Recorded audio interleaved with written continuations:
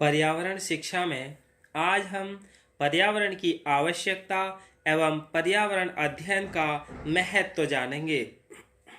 Need and importance of environmental studies. तो सबसे पहले हम पर्यावरण की आवश्यकता यानी नीड ऑफ इन्वायरमेंट के बारे में जान लेते हैं कि पर्यावरण की क्या आवश्यकता है। मानव एक सामाजिक प्राणी है, यानी man is a social सोवेरियल।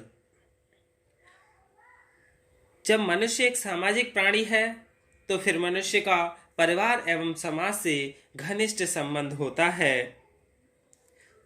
So he should have a class relationship with family and society. पर्यावरण का अर्थ तो पता ही है क्या है। वातावरण के लिए कहते हैं जिसमें संपूर्ण प्रकृति आती है, यानी वातावरण में संपूर्ण प्रकृति आती है, जैसे नदियाँ, जलाशय, वन उपवन, वाटिका, झरने, पर्वत श्रृंखलाएं, चट्टान, खनिज, पेड़ पौधे, वायु एवं जल का संयोग आता है। मनुष्य पर्यावरण में ही सांसें ले रहा है, इसलिए शुद्ध पर्यावरण की अत्यंत आवश्यकता है।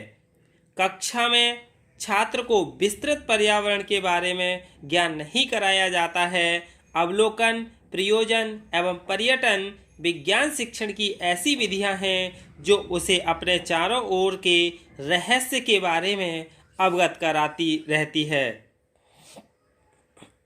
प्रकृति का क्षेत्र अत्यंत विस्तृत तथा रहस्यपूर्ण है जो कि पर्यावरण के साथ जुड़ा हुआ है। The field of nature is very detailed and mysterious which is associated with the environment। वह प्राकृतिक घटनाओं का ज्ञान तथा उसके कारण को ढूंढता है, यानी जो मनुष्य है वो पर्यावरण के साथ जुड़ा है और क्या करता है, प्राकृतिक घटनाओं का ज्ञान और उसके कारण को ढूंढता है। इट्स कॉजेज यानी knowledge of, it seeks knowledge of nature phenomena and its causes, यानी वो पर्यावरण के कारणों को ढूंढता है। प्राकृतिक वन संपदा प्राथमिक स्तर पर एक मनोहर रूप प्रस्तुत करती है। खेत, बगीचे, झरने, नदी, वाटिकाएं एवं विभिन्न जीव जंतु आदि सभी इस पर्यावरण को सुंदर एवं स्वच्छ बनाते हैं। बालक प्रकृति की गोद में जाकर प्राकृतिक दृश्यों का बोध करता है और निरीक्षण कर उन्हें समझ लेता है। आजकल प्राथमिक स्तर पर यूनिसेफ ने एक योजना पर्यावरणीय शिक्षा विद्यालयों में प्रारंभ कर दी है, यानी जो आजकल प्राथमिक स्तर पर जो यूनिसेफ है उसने एक योजना तैयार की है जिसमें पर्यावरण शिक्षा दी जाती है। इसके द्वारा छात्रों को शिक्षण दिया जाता है। यह शिक्षण अपव्ययी नहीं है, यानी ज़्यादा खर्च करने वाला नहीं है, मितव्ययी है। प्राथमिक स्तर पर छात्रों को प्रकृति के रहस्य का बोध एवं अन्वेषणकर्ता के रूप में करना चाहिए, यानी जो रिसर्चर होते हैं उनके रूप में करना चाहिए। अब हम पर्यावरण अध्ययन का महत्व जानेंगे कि पर्यावरण अध्ययन का महत्व क्या है। Importance of environmental study. अभी तक के ज्ञात शोधों के आधार पर कहा जा सकता है कि पृथ्वी पर ही जीवन है, यानी अभी तक जितने भी शोध हुए हैं उसके आधार पर यही कहा जा सकता है कि पृथ्वी पर ही जीवन है, अन्य किसी ग्रह पर अभी जीवन नहीं है। इस ग्रह की सबसे बड़ी विशेषता यह है कि यहाँ पर्यावरण कुछ इस ढंग से संतुलित हुआ जिससे जीवों का उद्भव व विकास हो सका। किंतु वर्तमान में औद्योगिक विकास, वैज्ञानिक अनुसंधान और आर्थिक प्रगति के नाम पर युगों के संतुलित पर्यावरण, औद्योगिक क्रांति यानी सन 1917 के बाद विगत कुछ समय में ही पर्यावरण अवनयन यानी संसाधन ह्रास, पारिस्थितिकी असंतुलन से पर्यावरणीय समस्याएं एवं संकट उत्पन्न हो रहे हैं। यानी सन 1917 के बाद से पर्यावरण संतुलन की जो समस्याएं हैं वो ज़्यादा विकट रूप धारण कर लिया, यानी संकट उत्पन्न होने लगा। प्रकृति में ही परिवर्तन होता तो सहनीय था, किंतु मनुष्यों के कार्यकलापों से प्रकृति में किए गए हस्तक्षेप से जीवन के अस्तित्व पर संकट आ पहुंचा है। पर्यावरण अवनयन विश्व की प्रमुख समस्याओं में से एक है। एकमात्र जीवन ग्रह ही की जीवंत समस्या पर्यावरण अवनयन यानी पर्यावरण ह्रास है। पर्यावरण ह्रास की यदि यही गति रही तो मानव जीवन पर संकट भविष्य में बहुत निकट होगा।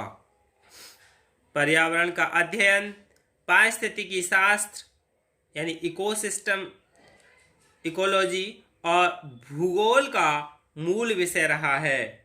पर्यावरण विगत शताब्दी से नए आयामों में परिवर्तित हुआ, अर्थात परिवहन के साथ औद्योगिक एवं नगरीय विकास, तीव्र जनसंख्या वृद्धि, आधुनिक तकनीक और उच्च जीवन स्तर ने पर्यावरण के नए आयाम स्थापित किए तथा जल जीवंत जगत की आत्मा है, किंतु वर्तमान का प्रदूषित जल रोगों का संवाहक हो गया है।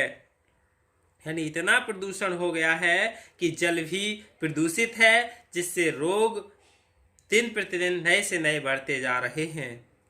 वर्तमान में पृथ्वी पर जितनी जनसंख्या है उतनी पहले कभी न थी।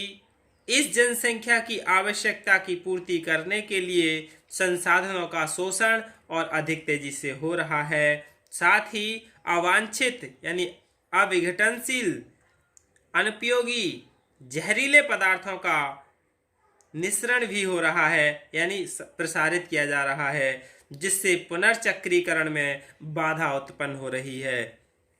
इसीलिए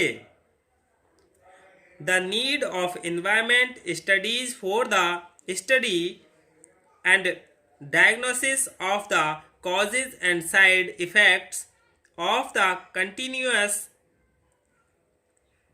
degradation of the environment is the demand of the present era। यानी इसलिए पर्यावरण के निरंतर ह्रास से और उसके दुष्प्रभाव के कारण और निदान के अध्ययन के लिए पर्यावरण अध्ययन की आवश्यकता वर्तमान युग की मांग है। ज्ञान होने से यानी कारण को पता चलने से निदान प्रकट हो जाता है। जब किसी समस्या का हमें कारण पता चल जाए तो उसका निदान तो ऑटोमेटिक प्रकट हो जाता है। पर्यावरण संरक्षण और विकास में संतुलन स्थापित हो सके, संपोषित विकास हो, विनाश रहित स्थायी यानी विनाश रहित स्थायी विकास संभव हो सके, साथ ही स्थानीय पर्यावरण शुद्ध कर विश्व पर्यावरण संरक्षण को बल मिल सके। इसलिए पर्यावरण का अध्ययन वर्तमान युग में बहुत महत्वपूर्ण हो गया है। पर्यावरण अध्ययन के महत्व को 3 प्रमुख बिंदुओं में हम विवेचन करके यानी डिस्कस करके जान सकते हैं। जैसे पहला है औद्योगिक संदर्भ में यानी इंडस्ट्रियल कॉन्टेक्स्ट। औद्योगिक क्रांति की लहर से प्रभावित प्रौद्योगिकी अग्रसित मानव यानी टेक्नोलॉजिकली एडवांस्ड मैन औद्योगिक युग में आ पहुंचा है। औद्योगिक विकास हेतु आधुनिक उच्च तकनीक के कारण कृषि, वन, खनिज, पशु और अन्य प्राकृतिक संसाधनों का बहुत अधिक शोषण हो रहा है। साथ ही औद्योगिक उत्पाद से जहरीले रसायन हवा, पानी, मिट्टी और वायुमंडल में छोड़े जा रहे हैं, जिससे मानव जनित पर्यावरण संकट, समस्याएं और प्रकोपों का जन्म हो रहा है। इस पारिस्थितिकी असंतुलन से जैव विविधता को खतरा पैदा हो रहा है। उद्योग एवं परिवहन प्रदूषण पैदा करने के प्रमुख कारक हैं, इसलिए इनके प्रबंधन एवं नियोजन के लिए पर्यावरण विषय अत्यधिक महत्वपूर्ण हो जाता है। दूसरा है नगरीकरण के संदर्भ में औद्योगिक विकास के कारण नगरीकरण की प्रकृति आज विश्वव्यापी हो गई है। Half of the world's population will becomes a city in the first half of the 21st century, यानी 21वीं सदी के पूर्वार्ध में ही विश्व की आधी जनसंख्या नगरीय हो जाएगी। रोजगार प्राप्ति, चिकित्सा, शिक्षा, सुरक्षा, उच्च जीवन स्तर आदि के आकर्षण में नगरीय जनसंख्या में अत्यधिक वृद्धि विगत सदी में हो चुकी है। There has been a tremendous increase in urban population in the attraction of employment, medical, education, security, higher living standards of living, etc. in the last century. साथ ही निरंतर होते औद्योगिक विकास, रोजगार के नित अवसर सुलभ होने से नगरों में अनियंत्रित जनसंख्या एवं अनियोजित आवास के कारण मानव जात जनित नए प्रदूषित पर्यावरण का जन्म हुआ। पर्यावरण के में ह्रास हुआ।